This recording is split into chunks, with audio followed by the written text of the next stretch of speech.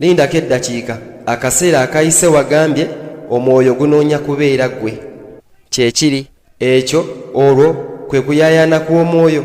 muntegeere engazi ye naye ono nze gwe gwogezaako okubeera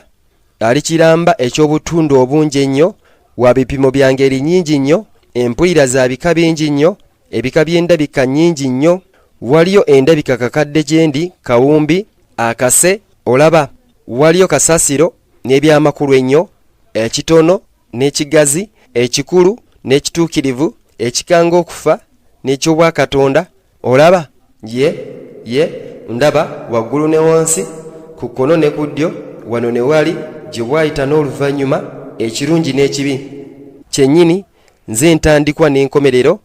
ekyo tekyali bubeezi lugero lubalagavu oba eggezi eddungi ennyo ago gaali mazima nga gayanjuddwa n'olwekyo mu kunoonya okubeera nze omwoyo gulina omulimu gw'amaanyi mu maaso gaagwo olukalala lw'ebyokubeera olunene olw'ebyokulondako era ekyo kyeki kye guli okukola mu kaseera kaakati okulonda embeera y'okubeera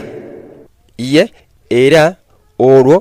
okuzaala embeera entuufu era etuukiridde mu yo okutonda obumanyirivu bw'ekyo ekyo n'olwekyo kituufu nti twalina kimu kikutuukako oba okuyita mu ggwe ekitali olw'obulungi bwo obusingayo